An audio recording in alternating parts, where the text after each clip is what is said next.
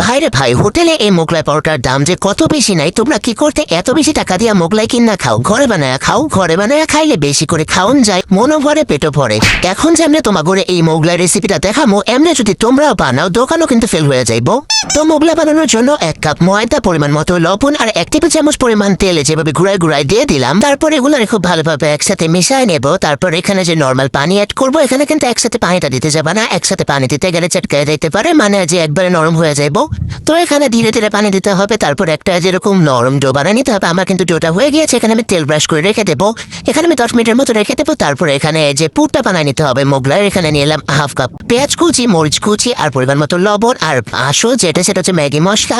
এটা না দিলে কিন্তু ভালো লাগবে না, আমার তো ভালোই লাগে না এটা না দিলে। তারপরে যে এখন যে ডিমটা দিয়ে দেবো, এই ডিমটা দিতে চাইতে ভয় লাগছে, আল্লাহ খোসা পড়ে যায় কিনা, তো হয়তো পড়েনি। অনেক কষ্টে ভালো মতো দিয়ে নিয়েছি ডিমটা। তারপরে যেটারে খুব ভালোভাবে হাতে যত শক্তি আছে সব শক্তিতে একসাথে মাখায় নিতে হবে। খুব ভালোভাবে একসাথে মিশায় নেবার, ভালোভাবে না মিশালে কিন্তু ভালো লাগবে না। মিশানো হয়ে গিয়েছে, এটাকে এখন রেস্টে রেখে দেবো। তারপরে যে ময়দাটা রেস্টে রেখেছিলাম, এটা কিন্তু 10 মিনিট হয়ে গিয়েছে। তো এটাকে এখন বেলে নেব।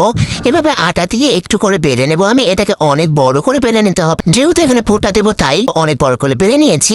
এখানে যে গোল হতে হবে তার কোনো মানে নাই, কারণ আমি তো গোল করতে পারি নাই। আমি যদি গোল করতে পারতাম তাহলে কিন্তু আলাদা হিসাব ছিল।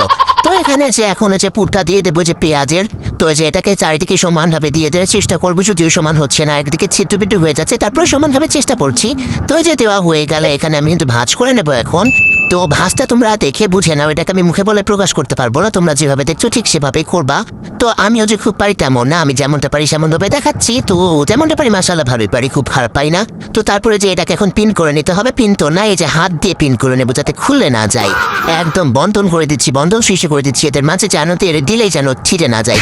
তো তারপরে যে তেলে দিয়ে দিলাম, তেলে নিয়ে কিন্তু খুব ভালোভাবে ভেজে নিতে হবে। এবার করে আমার ভেজে নেওয়া হয়ে গিয়েছে, এখন আমি যেটাকে তুলে নেব। একইভাবে আমি 2টা মোগলাই কিন্তু ভেজে নিয়েছি। তো এটাকে এখন কাটার পালা, আমি এই যেভাবে কেটে নিলাম।